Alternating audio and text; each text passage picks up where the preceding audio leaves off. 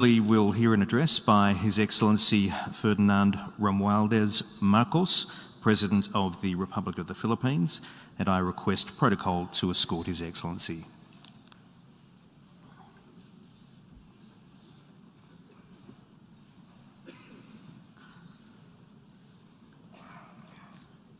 On behalf of the General Assembly, I have the honour to welcome His Excellency Ferdinand Romualdez Marcos, President of the Republic of the Philippines, and to invite him to address the Assembly.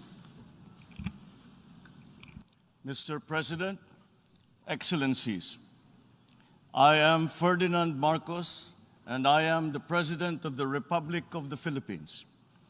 I stand today on behalf of 110 million Filipinos.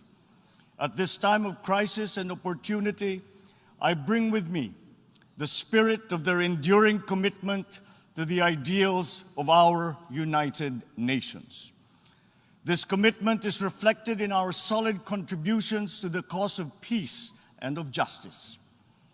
By shepherding the Manila Declaration of 1982, we helped affirm that differences should only be resolved through peaceful means.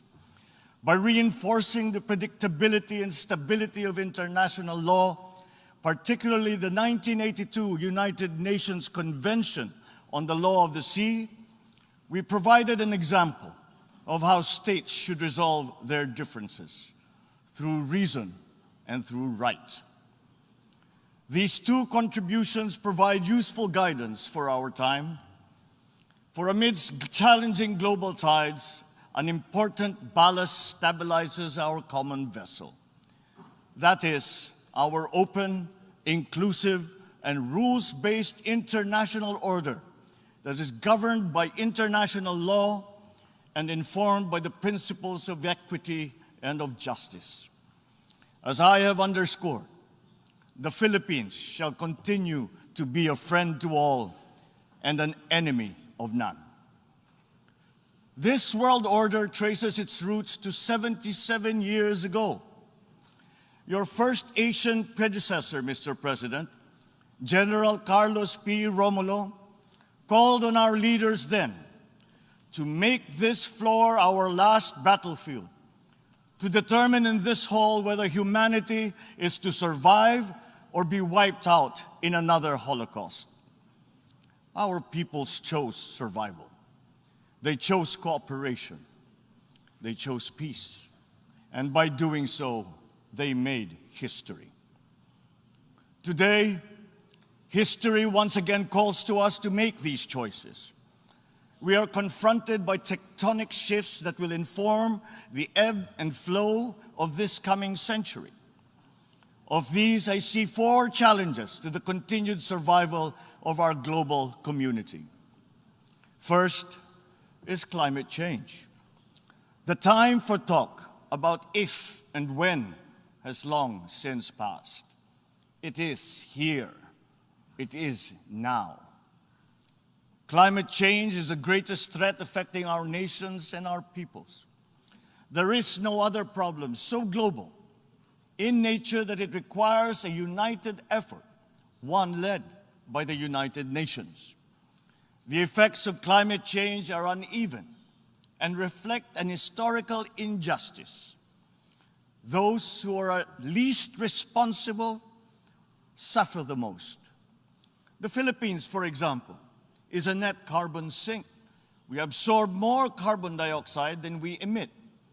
And yet, we are the fourth most vulnerable country to the effects of climate change. This injustice must be corrected, and those who need to do more must act now. We accept our share of responsibility and will continue to do our part to avert this collective disaster. We call on the industrialized countries to immediately fulfill their obligations under the United Nations Framework Convention on Climate Change and the Paris Agreement, to cut their greenhouse gas emissions, provide climate financing, and technology transfer for adaptation for the most vulnerable and developing countries, to lead by example. We look forward to concrete outcomes at the Conference of Parties in Egypt later this year.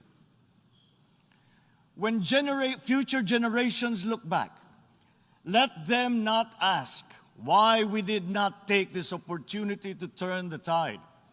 Why did we continue in our profligate ways until it was too late?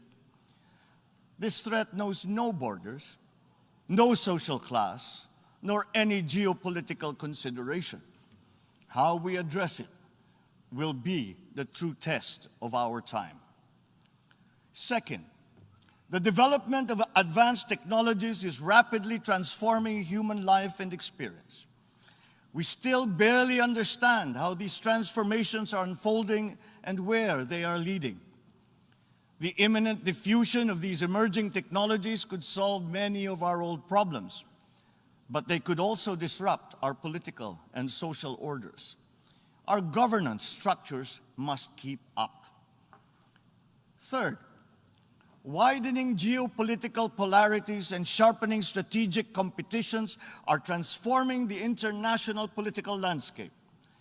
A profound lack of trust is putting enormous strains on our multilateral system.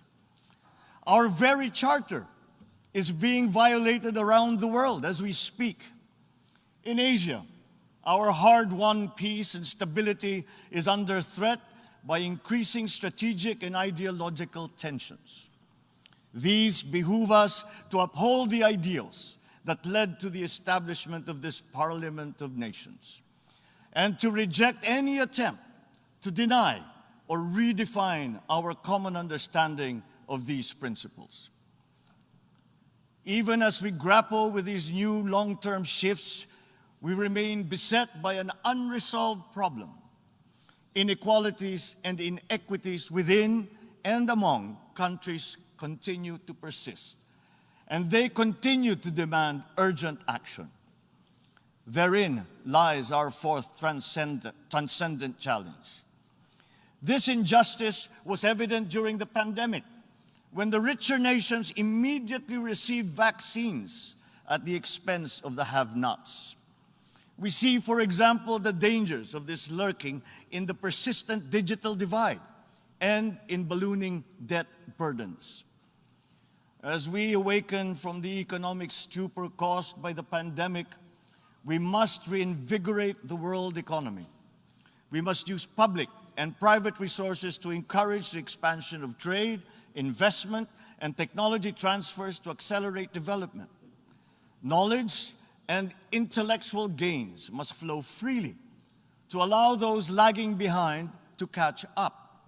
Sustainable development will be hampered to the detriment of all if existing structures in the global economy remain unreformed.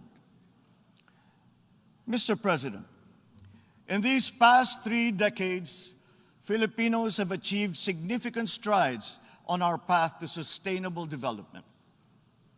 Despite the challenges of the pandemic and the global economic upheavals, we remain on track to reach upper middle income status by next year. With steady investment in food, public health, education, and other social services, we expect to become a moderately prosperous country by 2040. I am confident that we will achieve this vision. Yet, no nation stands alone. The achievement of our national ambition requires a global environment that creates conditions that allow all nations, including ours, to thrive in peace. We need the United Nations to continue to work, and we, the Philippines, are determined to be part of that solution. The Philippines did not hesitate to donate to the COVAX facility that helped provide vaccines in many parts of the developing world. Multilateralism and international cooperation do make a difference. Filipino health workers were at the front lines in many countries to curb the spread of the virus, risking and oftentimes sacrificing their own lives to save those of others. We have always been an optimistic and courageous nation. Despite the enormity of these challenges, we believe that solutions are within our collective grasp. You, Mr. President, have already identified 3 tools that are at our disposal. First, solidarity. We need to reaffirm the wisdom of the founders of our United Nations. This means transcending our differences and committing to ending war, upholding justice, respecting human rights, and maintaining international peace and security. Nuclear weapons continue to pose an existential threat despite our efforts to build norms that resoundingly prohibit them. We must reject the notion of deterrence and remain committed to decreasing the global stockpile of these weapons. At the same time, we must also address the scourge of the proliferation of all weapons, be they small arms, light weapons, or improvised explosive devices. Our work must also focus on ensuring that the international system remains fair, not only for all states, but more importantly, for all peoples. This system must work for the most vulnerable, especially the marginalized, migrants, refugees. The world has witnessed the enduring contribution of migrants in the fight against this pandemic. We still dream of an end to the disturbing incidents of racism, of Asian hate, of all prejudice. The Philippines United Nations Joint Program on Human Rights is an example of a constructive approach that puts our people, not our politics, at the center of this work. It provides a model for revitalizing the structures that facilitates solidarity between the United Nations and the sovereign duty bearer. Our continued solidarity will also benefit from a reformed and more inclusive Security Council and an empowered General Assembly that can hold the Council to account. At the same time, the United Nations must forge ahead with its flagship tradition of global peacekeeping. My country's experience in building peace and forging new paths of cooperation can enrich the work of the Security Council, and to this end, I appeal for the valuable support of all UN member states for the Philippines' candidature to the Security Council for the term of 2027 to 2028. Our success in the Bangsamoro Autonomous Region of Muslim Mindanao in the south of the Philippines is a centerpiece of these efforts. The peace that we have forged after many decades of conflict among warring factions and clansmen demonstrates that unity is possible even in the most trying circumstances. Inclusive dialogue involving all stakeholders, including women, the youth, faith leaders, and civil society, conducted with patience and good faith, has produced a credible and solid foundation for self-government that paves the way for lasting peace and sustainable development. We take the same approach in Asia. The Philippines builds partnerships for peace and development through dialogue, including through interfaith and interreligious dialogue, especially through ASEAN. In the face of great diversity, we believe that partnerships form the bridge to unite all of us in promoting peace and stability in the Asia-Pacific region. Our global community is only as strong as we make it. We need to ensure that all nations, especially developing countries, are equipped with the tools they need to navigate the uncharted waters of this century. This requires a transformative development agenda. We therefore welcome the Summit of the Future next year as an opportunity to collectively roll up our sleeves and chart our common path. Second, sustainability. We must seek solutions that preserve our planet. These solutions must transcend our time and win the future for the succeeding generations. We crafted the 2030 Agenda for Sustainable Development as a platform of unity where our societies can build a future that is resilient and that is inclusive, where our people can be healthy, happy, and secure. This requires investment in food security, the fragility of which has been clearly demonstrated by the pandemic and the conflict in Ukraine. We need to take concrete steps towards a modern and resilient agriculture. For food is not just a trade commodity, nor is it just a livelihood. It is an existential imperative and a moral one. It is the very basis of human security. To attain food self-sufficiency and security, we are providing innovative solutions and financial support to farmers and fisherfolk to adapt new technologies and connect to national and global value supply chains. We look forward to forging cooperation with the UN and our partners to boost agricultural productivity and food security. As hosts to 17 UN agencies, programs, and funds, the Philippines strongly supports reforms to ensure that the UN development system delivers as one through its UN country team. Water connects our world and sustains our existence, but it is also a finite resource that requires our stewardship. Equally important, our biodiversity must be protected amidst the continuing challenge of climate change. We must enhance our cooperation in these areas. But sustainability also requires development policies that go beyond the traditional metrics. We already know that the gross domestic product is an incomplete measure of progress and that vulnerability is multidimensional. Our development agenda must also take into account the interest of all developing nations, including middle-income countries where the majority of the world's poor live. At the same time, sustainability means equipping our people with the tools they need to meet the challenges of the fourth industrial revolution. Investments in education are key, and my administration is prepared to make such investments.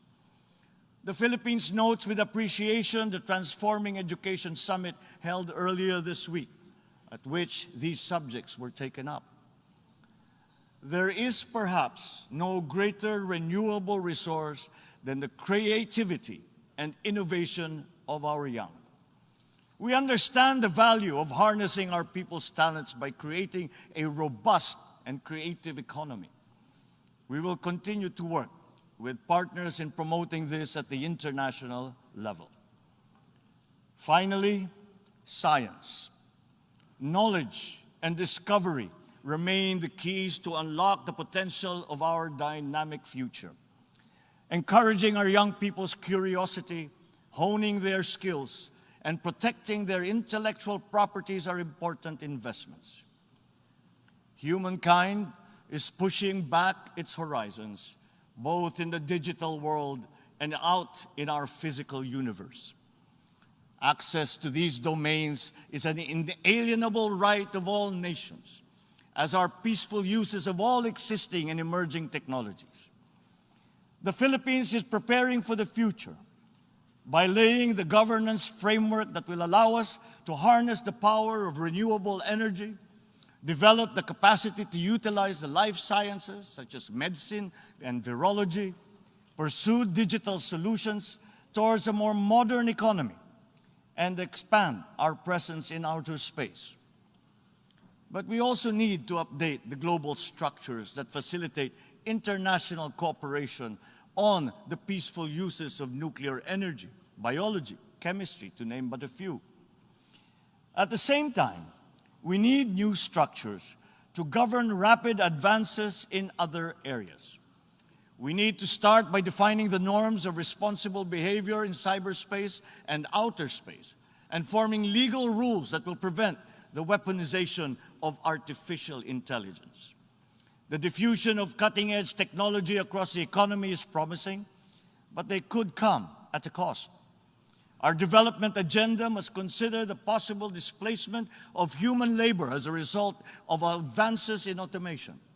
We must prepare our economic structures for this.